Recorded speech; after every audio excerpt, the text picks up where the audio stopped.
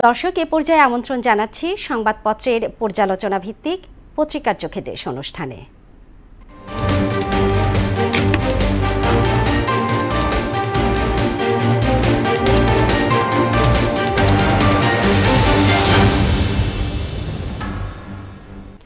প্রিয় দর্শক, প্রথমেই জেনে নিব আজকের পত্রিকাগুলোর প্রধান শিরোনাম।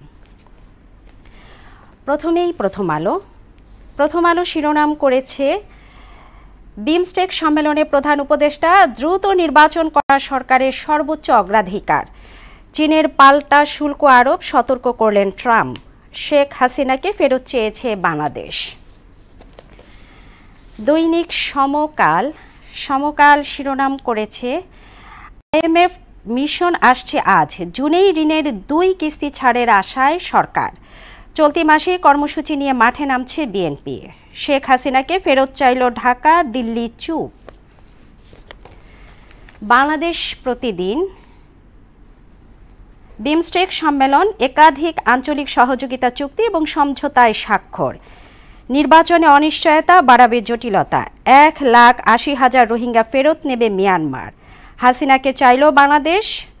ইউনূস মোদি বৈঠক, ভারতের প্রত্যাশা দ্রুত নির্বাচন। সীমান্ত হত্যা ও তিস্তা নিয়ে আলোচনা।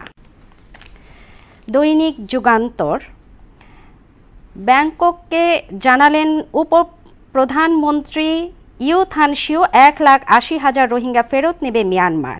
ব্যাংককে নরেন্দ্র মোদির সঙ্গে বৈঠক ইউনূস, শেখ হাসিনাকে ফেরত দিন। বিমস্টেক শীর্ষ সম্মেলনে প্রধান উপদেষ্টা, দ্রুত নির্বাচন আয়োজনই সরকারের অগ্রাধিকার। দৈনিক বণিক বার্তা, উপজেলা ভিত্তিক স্বাস্থ্য কমপ্লেক্স, প্রান্তিক জনগোষ্ঠীকে সেবা দেওয়ার স্বাস্থ্য কেন্দ্রে 59 চিকিৎসক পদই ফাঁকা। বিমস্টেকের পরবর্তী চেয়ারম্যান বাংলাদেশ, ডক্টর ইউনূস এবং নরেন্দ্র মোদির প্রথম বৈঠক। শেখ হাসিনার প্রত্যর্পণ, সীমান্ত হত্যা ও পানি বন্টনে জোর বাংলাদেশের। দ্য ডেইলি স্টার সর্বশেষ পত্রিকা, Yunus Modi talks in Bangkok, Dhaka Delhi to take ties on the right track. Rohingya repatriation, Yunus calls for visible actions from BIMSTEC.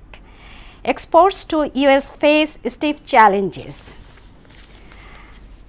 প্রিয় দর্শক, এই ছিল পত্রিকাগুলোর প্রধান